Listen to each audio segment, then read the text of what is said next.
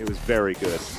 May have just cast a Kirsten though, as Vault Breaker's going to come through. Croco with a fair bit of damage here, but hasn't flashed yet, and Croco's just not going. 4 members rotating up. If Prince can also get a lot here, but Croco's going to go for the engage. Zeus taking the brunt of the damage here as the Sultan Battery comes down. That's first blood going over to the Orbit Deception from the Ahri, as Zeus also is burning down, but Gumayusi, he's made it into the fight. Can he actually pop off? Finds the ult. Dove body slams to get himself away. Dredgeline is fantastic.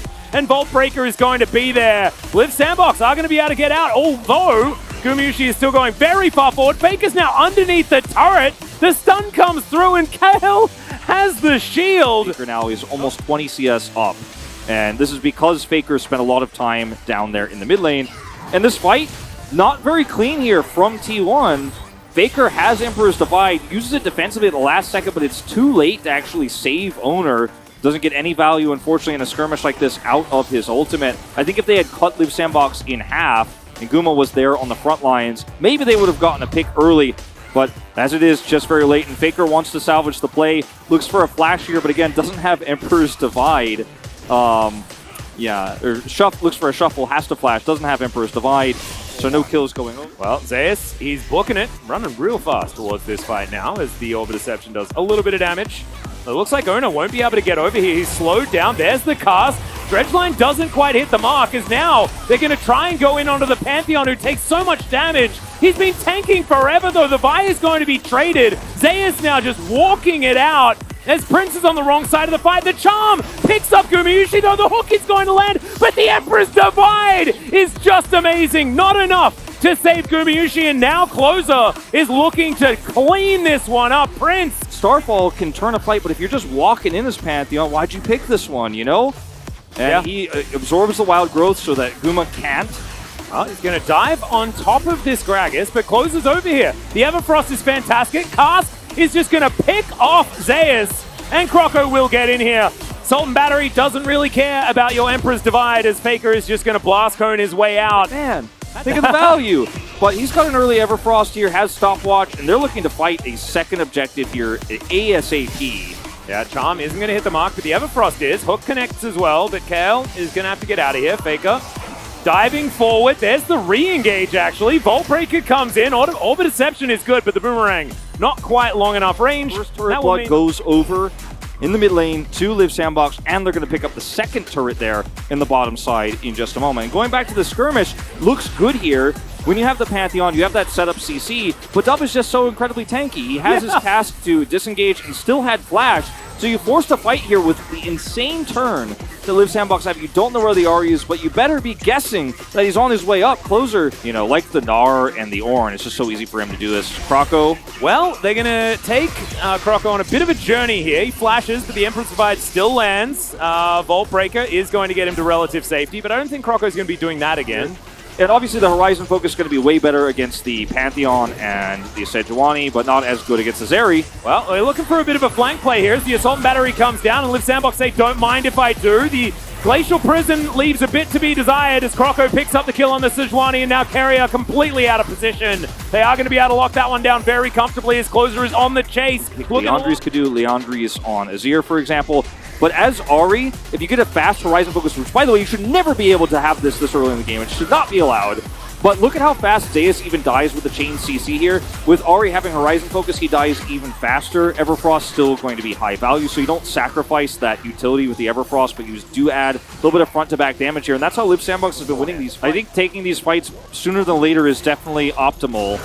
Well, Croco's just going to try and walk past the Sejuani's taking so much damage, though. The depth charge just bought so much space as Closer takes down yet another kill. Ona dies is basically an afterthought as Gumayusi is ulted, but I just don't see an angle that he can actually stand and do damage. Or rather, Crux on the blue side here. He's just so starved for money, it's not safe. Zeri is an item behind right now, is so desperately trying to get her IE where she can actually be relevant in neutral fights with her poke.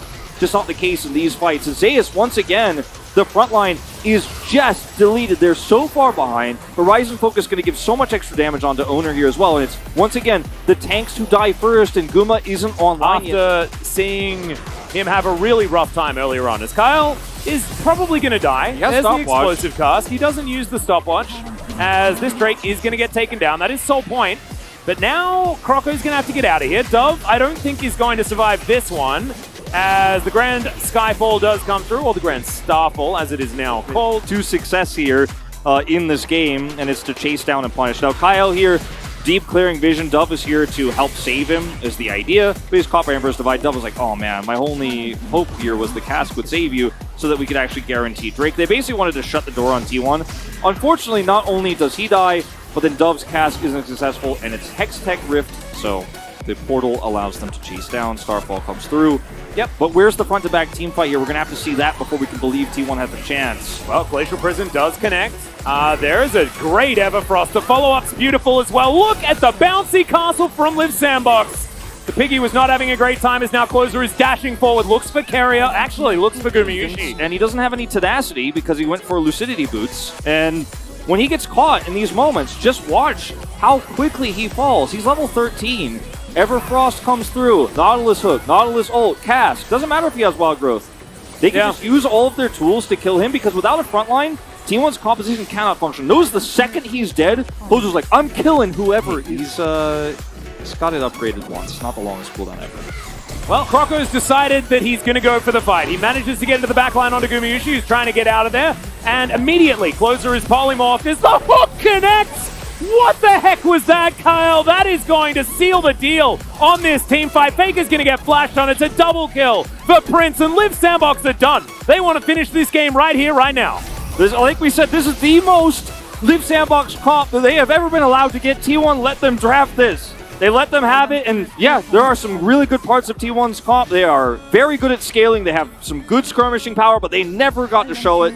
They never got to use it. They fell behind to Closer early, and it's lights out. Yeah, these Nexus turrets going to be next on the menu as that charm onto Zeus is going to spell his end, at least after this stopwatch does go down. Immediately, 2 kills come through. This last Nexus turret will go down, and Live Sandbox, they are one game away from taking down T1 like not many other teams have been able to do this year and even this season. First Nexus is going to hit the deck.